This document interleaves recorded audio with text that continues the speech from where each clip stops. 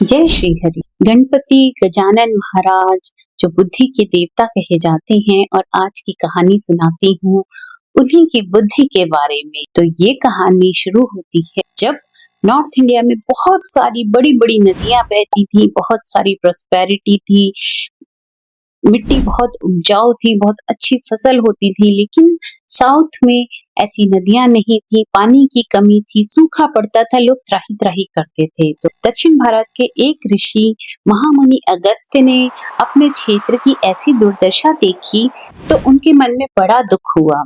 ऋषि अगस्त्य शिव जी के बड़े भक्त हुआ करते थे और वो अपनी समस्या के निवारण के लिए पहुंच गए शिव जी के पास। अब उन्होंने शिव जी को अपने क्षेत्र की, अपने लोगों की, अपने देश की सारी व्यथा कथा सुनाई और उनको बोला कि आप ही इस प्रॉब्लम का निवारण करो। तो शिव जी तो अपने भक्त को निराश लौटा नहीं सकते थे, तो उन्होंने कैलाश का थोड़ा सा जल ऋषि अगस्त्य के कमंडल में डाल दिया और ऐसा बोला कि इस कमंडल का पानी जहां भी गिरेगा वहां से ही एक नदी निकलेगी जो दक्षिण भारत के सारे लोगों की जो पानी की जरूरतें हैं उसको पूरा करेगी, सूखे को मिटाएगी। तो ऐसे करके अगस्त्य भगवान कमंडल में शिव जी से वो जो दिव्य जल था, दिव्य पानी था, उसे लेकर चल दिए। लेकिन कहीं ना कहीं शिव जी के मन में ये डाउट था कि पता नहीं महामुनि अगस्त्य इस कमंडल को सही जगह पे रख पाएंगे और सही तरीके से इस पानी का यूटिलाइजेशन कर पाएंगे या नहीं कर पाएंगे। तो उन्होंने इस काम को सही ढंग से करने के लिए अपने बेटे गणेश को अगस्त्य मुनि के पीछे पीछे छोड़ दिया। अब अगस्त्य मुनि आगे आगे और गणेश जी पीछे पीछे छोटे से बालक का रूप लेके। कहते हैं कि अगस्त्य मुनि उस कमंडल को लेकर बहुत जगह भटके, लेकिन उनको ये समझ नहीं आ रहा था कि किस जगह पे वो इस कमंडल के जल को गिरा दे जिससे वहां पर एक नदी निकले जो मैक्सिमम लोगों की हेल्प कर सके। तो यहाँ से शुरू हुई गणेश जी की लीला। गणेश जी ने ऐसी लीला रची कि महामुनि अगस्त्य को कुछ स्नान ध्यान करने का विचार मन में आने लग गया और वो बड़ी चिंतित हुए कि अब मैं इस कमंडल का क्या करूं।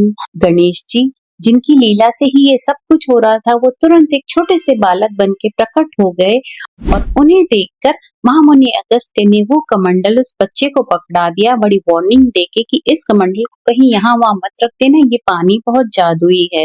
जब थोड़ी देर उस कमंडल को लेकर बड़ी सावधानी से बैठा रहा तो जब अगस्त्य मुनि को भी भरोसा हो गया कि नहीं ये बच्चा इस कमंडल का ध्यान रखेगा, तो वो वहां से चले गए।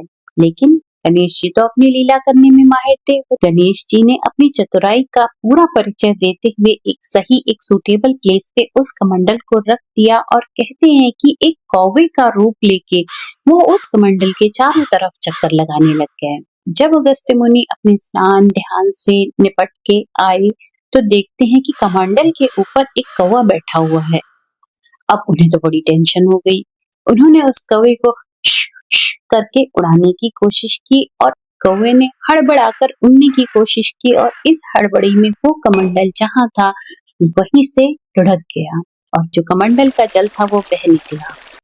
उस जगह को आज भी ताल कावेरी के नाम से जाना जाता है और कमंडल के लुढ़कने से जो नदी निकली वो कावेरी नदी के रूप में जानी जाती है। कावेरी नदी बहुत पवित्र है और उसका पानी कभी नहीं सूखता है। कावेरी नदी दक्षिण भारत के लोगों की लाइफ लाइन है, जीवनदायिनी है और वहां पर उसे माँ के समान पूजा जाता है। तो ऐसे देखिए गणेश भगवान की चतुराई से कावेरी नदी का जो जन्म स्थान था, जो उद्गम स्थान था, वो डिसाइड हुआ कुछ इस तरीके से कि उसका जो बेनिफिट है वो मैक्सिमम लोगों तक पहुंच सके। कहानी अच्छी लगी हो तो वीडियो को लाइक और शेयर जरूर करिए और ऐसी ही बहुत सारी छोटी बड़ी वीडियोस के लिए बने रहिए श्री हरि शरणम की इस यात्रा पर मेरे साथ। Till then take care and stay happy.